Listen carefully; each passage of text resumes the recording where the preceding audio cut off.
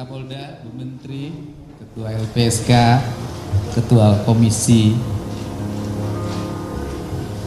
HAM Perempuan, Kan Wilham, Ibu, mitra saya, Jessica, teman-teman yang hadir ya pada kesempatan siang hari ini. Pertama, saya mengucapkan terima kasih pada Kapolda Jabar dan seluruh jajaran yang dengan cepat melakukan tindakan untuk melakukan penangkapan terhadap pelaku kejahatan sistemik di luar batas kemanusiaan, Saudara Taufik Hidayat. Yang kedua, bahwa secara psikologi dan sosiologi, setiap orang yang mengalami masalah gangguan kesehatan yang disebabkan gangguan kesehatan alamiah maupun gangguan kesehatan karena kesengajaan dan tindak pidana, itu seringkali menimbulkan dua hal. Yang pertama adalah BPJS tidak menjamin klaim terhadap peristiwa yang terjadi, dan saya sudah numpuk ratusan yang saya tangani.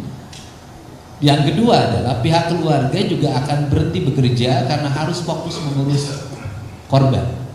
Terhadap kedua hal itu, setelah saya datang ke sana dan saya tidak sanggup untuk bertemu.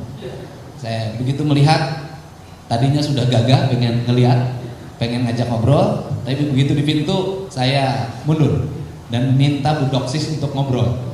Bu Doksis ternyata lebih laki-laki dibanding saya.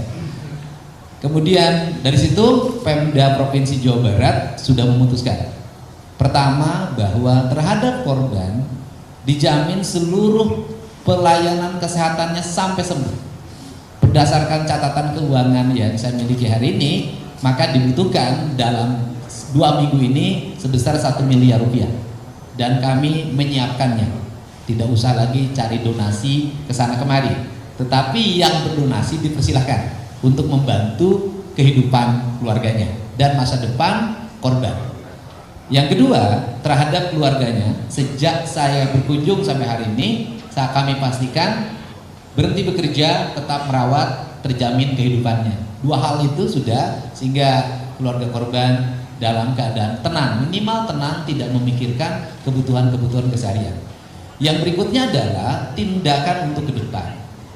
Cara berpikir kita yang berorientasi uang dan semakin lemahnya aspek tata kelola pemerintahan pada level terbawah itu mengakibatkan AB-nya terhadap setiap peristiwa. Tradisi tamu lapor 1 kali 24 jam hari ini sudah hilang. Rata-rata para ketua RT, para ketua RW tidak memiliki data siapa yang berkunjung. Yang kedua, tradisi membawa identitas pribadi saat menginap hari ini hilang. Bisa jadi identitasnya dihilangkan ketika yang diajak menginap adalah bukan istrinya. Nah, ini yang harus menjadi kebijakan sistemik agar tidak menjadi proses masa depan. Maka saya pastikan bahwa besok saya akan mengeluarkan surat edaran. Intinya adalah instruksi pada seluruh jajaran RT RW, walaupun itu kewenangannya di bawah Bupati Wali Kota, untuk segera membuat sistem data di RT RW-nya masing-masing.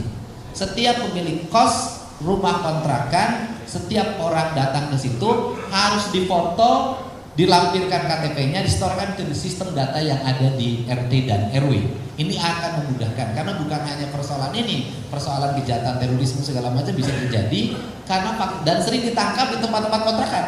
Ini kan penting.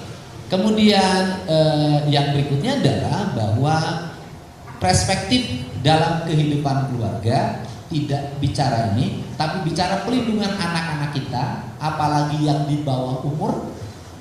Setiap orang tua harus melakukan pendampingan terhadap anaknya ketika anaknya berkomunikasi, berjalan, atau ada yang dikunjungi oleh pihak lain, karena itu masih di bawah perwalian, bagian di bawah perwalian, dan orang tuanya wajib untuk mendampingi. Sehingga hari ini kita melihat begitu bebasnya banyak sekali pasangan yang masih kadang di bawah umur tanpa pengawasan orang tua. Ini untuk kepentingan yang lain. Untuk yang terakhir, saya pernah menyampaikan sayembara. Siapa yang bisa melihat wajahnya, melaporkan Saudara Taufik Hidayat, akan dikasih 250 juta. Dan ternyata berdasarkan penjelasan dari Fakapolda, sayembara ini memiliki efek psikologi terhadap tersangka, yaitu dia pergi kemanapun merasa banyak orang yang mengawasi, sehingga dia mengalami kebingungan. Karena mengalami kebingungan, maka dia balik lagi ke Bandung, dan setelah di Bandung akhirnya bisa ditangkap. Kita hentikan dulu. Baik.